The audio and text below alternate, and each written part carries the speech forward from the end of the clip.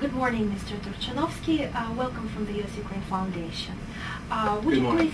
please tell a bit about yourself and about your activity in Ukraine? Yeah, thank you very much for inviting me for this talk. I'm Vice Director of University Strategy and Planning at the University, at the Ukrainian Catholic University, and I'm working at the university since 1998. And I must admit that that's a very interesting and exciting time to me to be able to see and observe how the university grows and develops, basically from the very scratch. As you may know, the university was established back in 1994, which is a very young establishment, I think by all standards. And university is a very dynamic place. It's growing, it's opening new programs. It's still relatively small. We have only 500 full-time students so far. But I think that we really are making a difference in Ukraine, not because of the numbers that we have, but because of the quality and standards that we are trying to build up and to implement in the Ukrainian educational environment. Let's talk a bit about your aim coming here, and then again get back to Ukraine, Ukrainian situation and education. So when did you come here, and what's the purpose of your visit? Well, I arrived here just a few days ago, and the main purpose of the visit was just to establish some connections and cooperations with the universities here in the States, and primarily with the Catholic universities in the United States. As you may know, there are more than 200 Catholic universities in this country, and that's an amazing number, even by European standards. I think that countries like France or Germany would probably have more or less the same number of all universities. I'm not even counting Catholics, and that's a huge and very well living, I would say, community of universities. That was the purpose of coming here, and also having some meetings at the universities here in Washington, D.C. and in Chicago as well. Any successes so far? Any long-term cooperation projects? Did you have any chance to maintain these links, or that's something you're working on and you look forward to getting more cooperation? Well, for Ukrainian Catholic University to be an kind of international university, in the sense that we are trying to develop ties with international partners, was crucial from the very outset.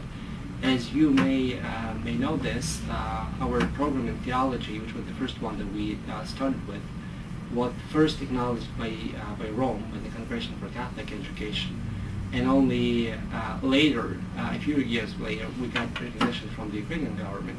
So without that kind of international cooperation and dimension, that would be impossible for us to build up this university the way it is now.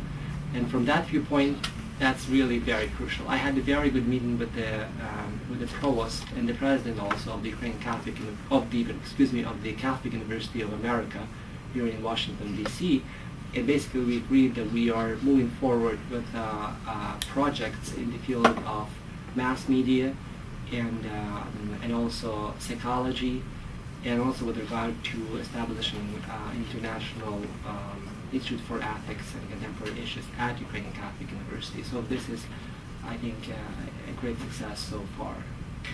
Why was your interest in the United States, and did you have your interest in Europe first? So how can you compare your aim to have cooperation with European Catholic universities and American?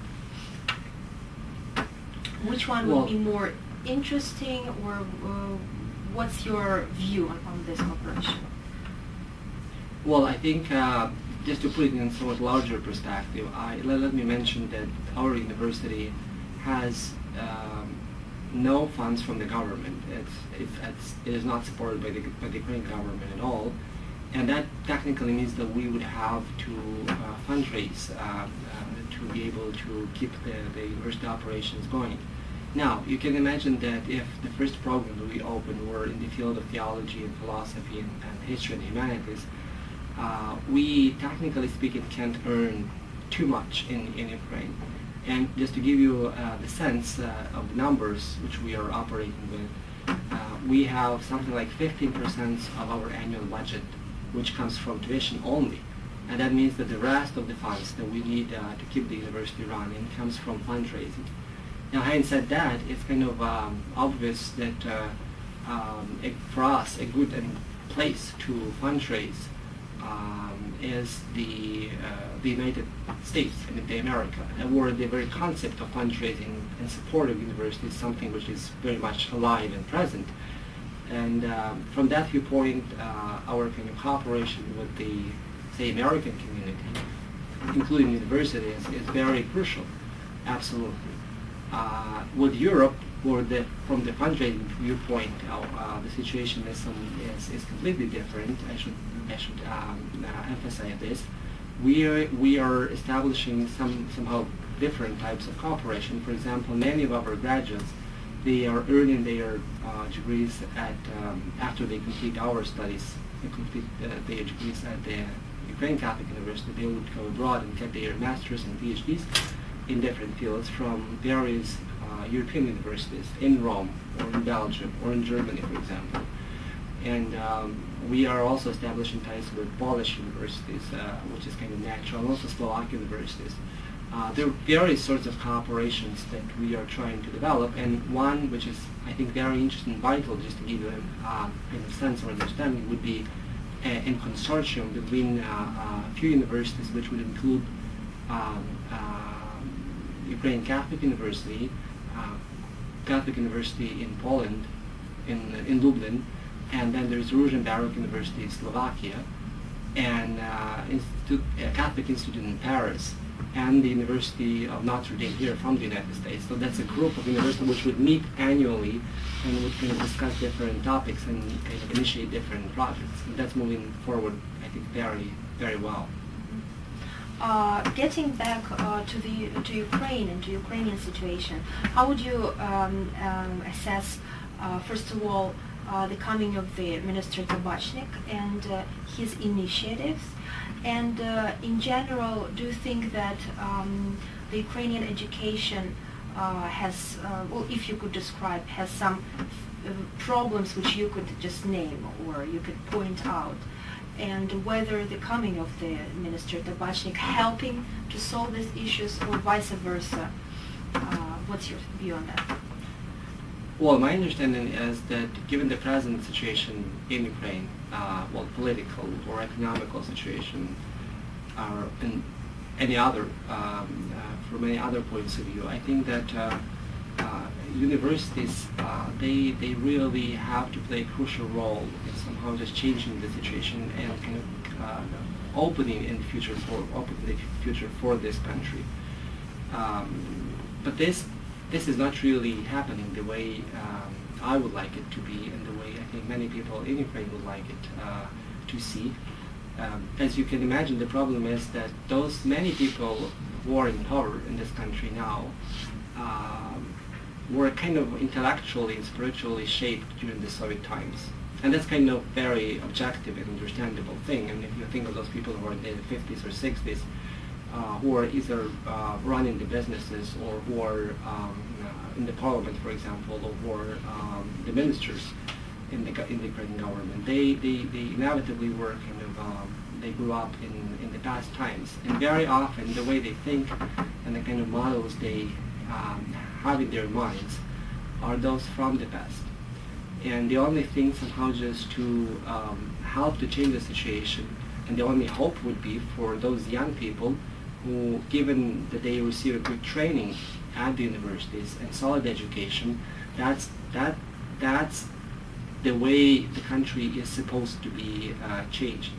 Now, if unfortunately, I think the situation isn't good in that regard, since many things from the past, which were kind of almost dying out, if you look at the education, they seem to be reinforced now, and that's a bad news. That's a bad news, and I think that what is really kind of crucial for the flourishing university life in Ukraine would be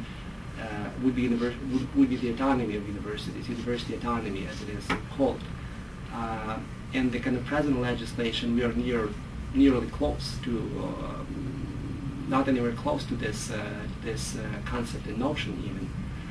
Another thing would be academic freedom.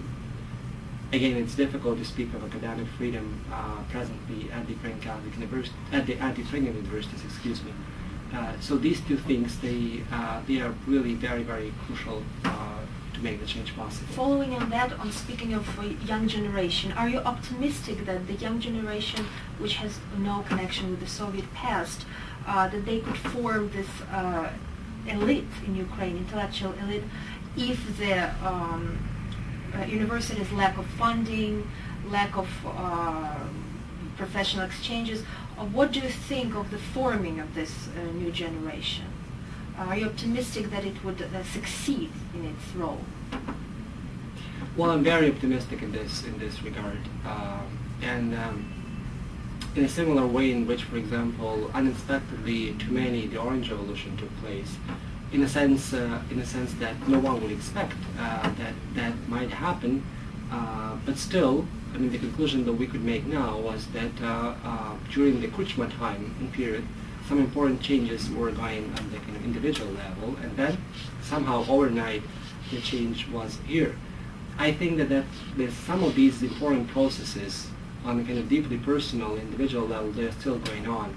Another example that I can give you, we usually have at the university summer semester, and already for 3 times we have had summer school in philosophy. And it's interesting that we have 3 applicants for 1 place, and most of those applicants, they are coming from, not from the Lviv region, but from all over the country. Like you would have 25 applicants from Kyiv, 5 from Kharkiv, and 5 from Donetsk, and from Crimea as well. And these young people, when they come to our school, I'm very, very impressed with them. Honestly speaking, they are above their age would be something like 21, 25 probably. Some of them are young faculty already. Some are doing PhD programs. They would come from different parts of Ukraine.